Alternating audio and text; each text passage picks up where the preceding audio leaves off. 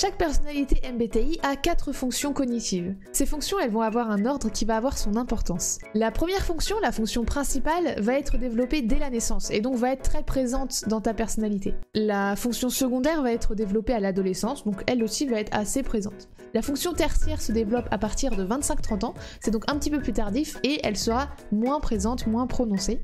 Et enfin, la fonction inférieure, elle va se développer à partir de 40-50 ans.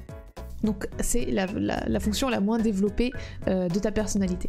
Chaque fonction que je vais vous décrire va surtout vous correspondre si c'est une fonction principale ou une fonction secondaire. L'important, ça va être de cerner les 2 fonctions qui sont les plus présentes chez soi. Je vais donc vous parler de la différence entre l'intuition extravertie et l'intuition introvertie.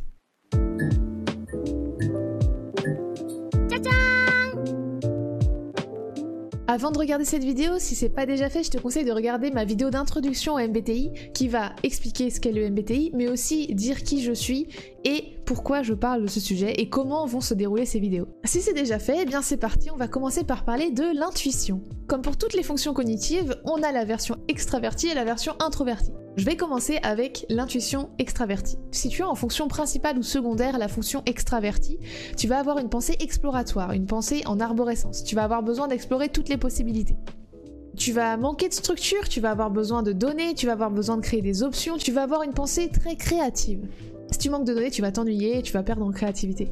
Tu vas avoir beaucoup de nouvelles idées, beaucoup de plans originaux. En fait, tu vas être beaucoup dans la création. Donc si on pense par exemple à notre monde actuel, au monde du travail, ça peut être de la création d'entreprise, ça peut être la création de positions sociales, ça peut être la création de machines, la création d'organisations. Une difficulté que tu peux rencontrer, c'est que tu as beaucoup de projets, mais qu'il faut les financer. Et donc pour ça, il faut gagner de l'argent. Le problème, c'est que toi, tu as du mal à rester dans un seul emploi parce que tu vas t'ennuyer. Non seulement tu vas t'ennuyer, mais en plus tu as toujours tendance à avoir ta propre façon de faire les choses, et ce n'est généralement pas celle qui est demandée en entreprise.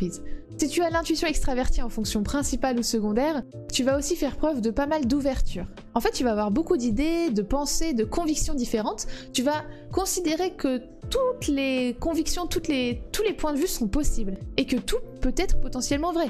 Tu peux comprendre des arguments différents, bien qu'ils soient différents ou même parfois opposés. Tu vas interpréter les situations et les relations, tu vas être capable de lire entre les lignes, de relever les significations et les interconnexions, en gros les non-dits. Si tu as l'intuition extravertie en fonction principale ou secondaire, on peut te reprocher de manquer d'approfondissement, ou peut-être que tu te le reproches toi-même. Il est possible que tu sois souvent dispersé ou que tu manques de concentration. Si tes autres fonctions sont peu développées, tu peux enchaîner les idées sans jamais aller au bout des choses. Parfois parce que la moindre contrainte va t'ennuyer et que tu vas préférer passer à autre chose, et parfois parce que tu auras d'autres idées entre-temps qui vont faire que tu vas laisser tomber les projets en cours. En gros, tu vas avoir tendance à semer sans récolter. Tout comme tu as tendance à manquer d'approfondissement, tu vas avoir parfois du mal avec les objets. Tu vas obtenir des objets par intérêt, pour une raison particulière, parce que tu en as envie, mais comme tu vas facilement passer à autre chose, tu vas pas trop penser à les entretenir. Voilà, la maintenance, ça va pas trop être ton truc parce que tu seras déjà passé à autre chose. Enfin, tu peux être trop plongé dans tes projets. Peut-être que tu seras tellement investi dans tes projets que tu vas oublier d'écouter ton corps, tu vas oublier de manger, tu vas te coucher tard, tu vas pas trop te reposer. Et si quelque chose ne se passe pas comme prévu, tu peux avoir des réactions assez fortes. Ça peut être soit des émotions fortes, ça peut être une grande tristesse, ça peut être fondre en larmes parce que tu n'as pas réussi ce que tu voulais faire, ou ça peut être des réactions physiques comme casser des objets autour de toi. Voilà pour ce que j'ai compris de l'intuition extravertie. Si jamais tu t'es reconnu dans cette fonction, attends un petit peu, peut-être que tu te reconnaîtras beaucoup plus dans la fonction qui suit, ou peut-être pas. Mais pour le savoir, il va falloir en savoir plus sur l'intuition introvertie.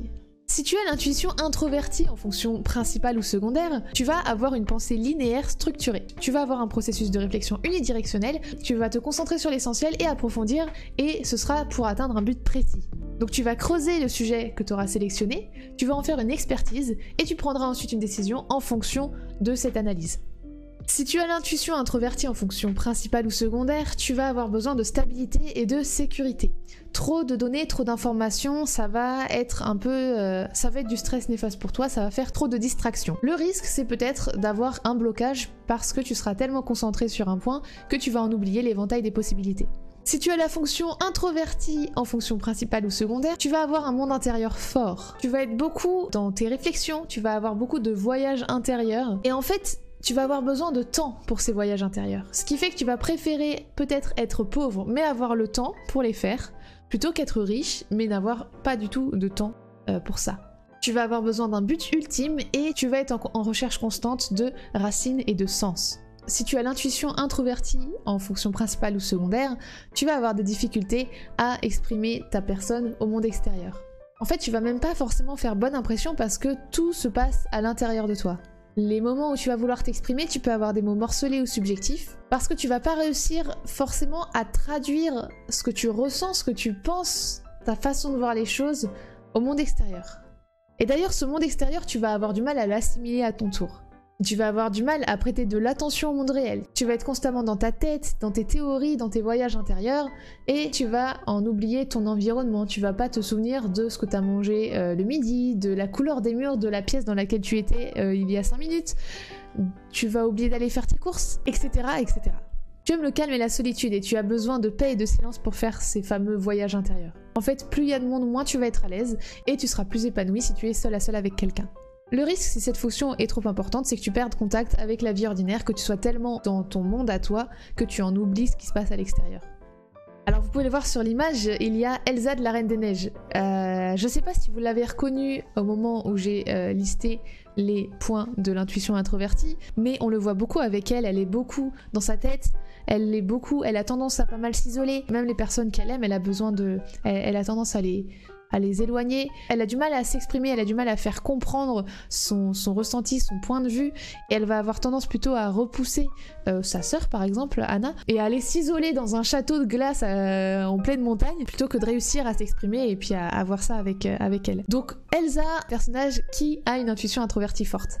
C'est tout pour ce que je sais de l'intuition introvertie-extravertie. Si vous n'êtes pas sûr entre les deux, ne choisissez pas au pif, juste gardez en tête que vous êtes un peu des deux. Et puis en fonction des autres fonctions cognitives, peut-être que vous pourrez y voir plus clair. Je vous invite donc à regarder les vidéos qui parlent de la sensation, de la pensée et du sentiment, et puis peut-être de venir dire bonjour sur ma chaîne Twitch. Tous les lundis à 20h30 je vais présenter une personnalité MBTI, et le reste de la semaine on est sur quelque chose de plus détente avec des jeux comme Sea of Thieves ou Valheim, ou du dessin, ou parfois de la cuisine. Bon, je suis pas très douée en cuisine mais chut, on va rien dire. À plus tard.